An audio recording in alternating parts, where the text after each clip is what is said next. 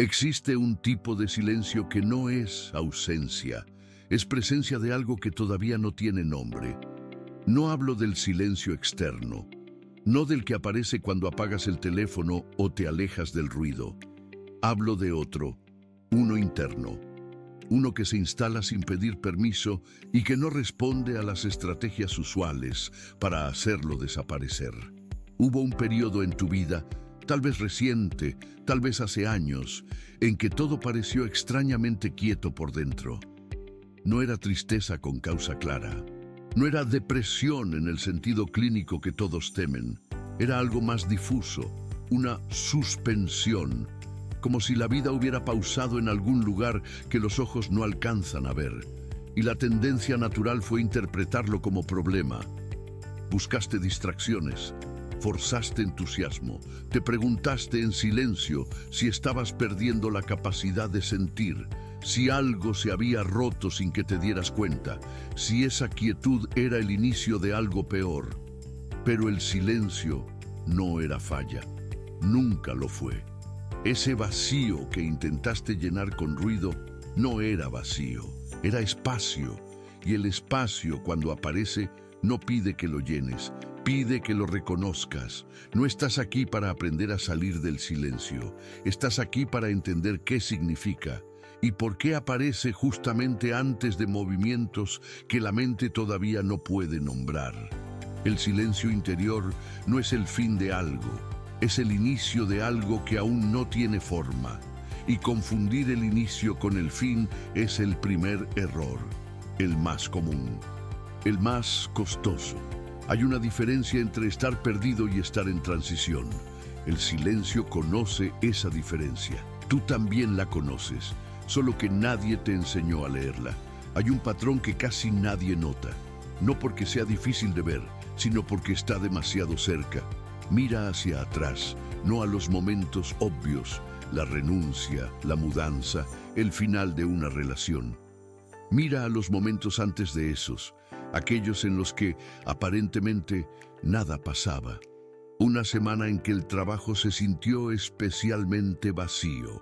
Un mes en que las conversaciones con personas cercanas empezaron a sonar repetitivas. Una fase en que pasatiempos antiguos perdieron el sabor, sin que ninguno nuevo apareciera a ocupar su lugar.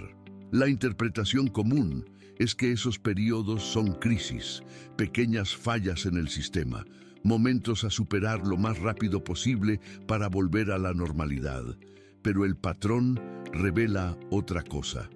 Cada vez que la vida estaba a punto de cambiar de verdad, no de dirección, no de empleo, sino de eje, el silencio apareció primero, como si el sistema interno necesitara desacelerar antes de recalcular la ruta, como si algo supiera, antes que tú, que el camino actual ya no llevaba a ningún lugar.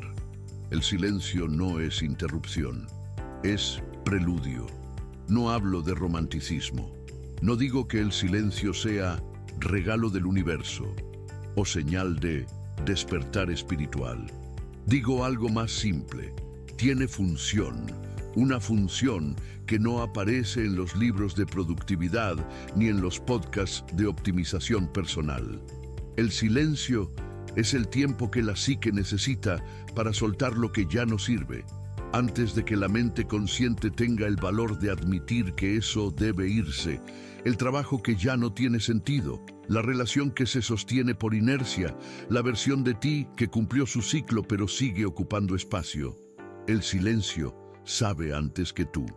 Y cuando aparece, no está pidiendo que hagas algo, está pidiendo que dejes de hacer, que observes, que reconozcas lo que ya terminó, aunque nadie haya dicho las palabras finales.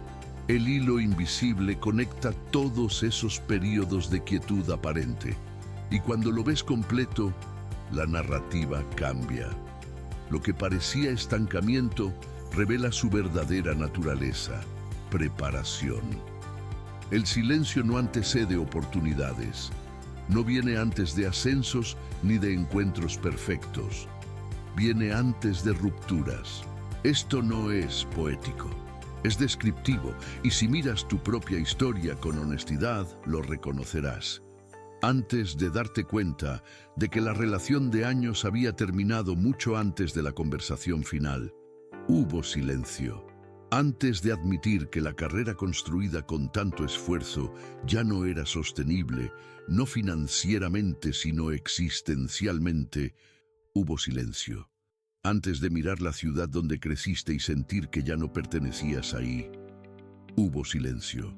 La mente, en su intento de protegerte, trató de interpretar ese silencio como cansancio, como fase, como solo necesito vacaciones. Pero no era cansancio. Era el sonido que hace una estructura cuando empieza a ceder. Migraciones que parecieron decisiones prácticas fueron precedidas por meses de extraña apatía. Rompimientos que parecieron súbitos tenían en realidad años de silencio preparatorio. Fracasos profesionales que parecieron injustos fueron antecedidos por una voz interna que ya sabía, pero que fue ignorada porque admitirlo habría sido demasiado doloroso. La ruptura no interrumpió tu camino. El silencio que vino antes ya sabía que ese camino había terminado. Tú solo tardaste en escuchar. Esto no es culpa. No estoy diciendo que debiste haber actuado antes. Estoy diciendo que el silencio y la ruptura pertenecen al mismo ciclo, que uno anuncia al otro. Y que resistir al silencio no impide la ruptura. Solo hace que la caída sea más desorientadora, porque llega sin el aviso que estaba disponible. El aviso siempre estuvo ahí, en esa quietud que no sabías nombrar. El silencio no es enemigo de la estabilidad. Es el primer testigo de que la estabilidad ya no existe. Y escucharlo a tiempo no evita el dolor, pero sí reduce la sorpresa. La sensación de traición, la pregunta de ¿cómo no lo vi venir? Lo viste. Solo que no sabías que eso era ver. Aquí no hay preguntas, solo afirmaciones. El silencio interior que aparece antes de cambios reales no es síntoma de desconexión, es síntoma de reconexión, con una parte de ti que sabe cosas que la mente racional todavía no acepta. Esa parte no habla en palabras, no argumenta, no presenta pros y contras, simplemente retira energía de aquello que ya cumplió su ciclo. Y cuando la energía se retira, lo que queda es silencio. Esa sensación de que las cosas siguen ahí, el trabajo, la relación, la ciudad, pero ya no producen resonancia, como si las vieras a través de un cristal, como si ya no te pertenecieran, aunque técnicamente sigan siendo tuyas. La mente trata de compensar, busca motivación, crea listas, hace promesas pequeñas, voy a esforzarme más, voy a darle otra oportunidad, voy a encontrar un nuevo enfoque. Pero el silencio no responde a esfuerzos.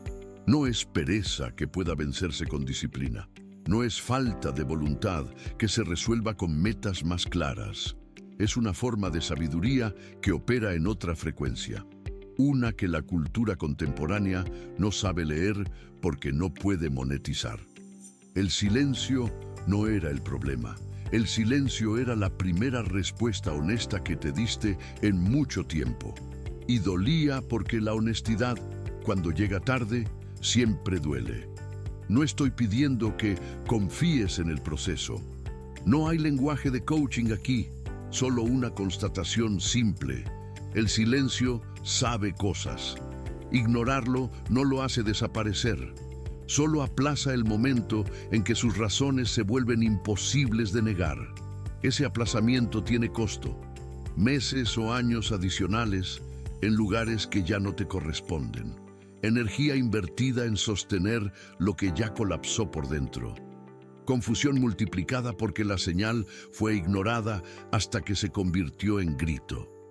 El silencio es la primera señal, la más suave, la más fácil de ignorar y también la más importante, no porque prediga el futuro, sino porque describe el presente con una precisión que la mente consciente tarda en alcanzar.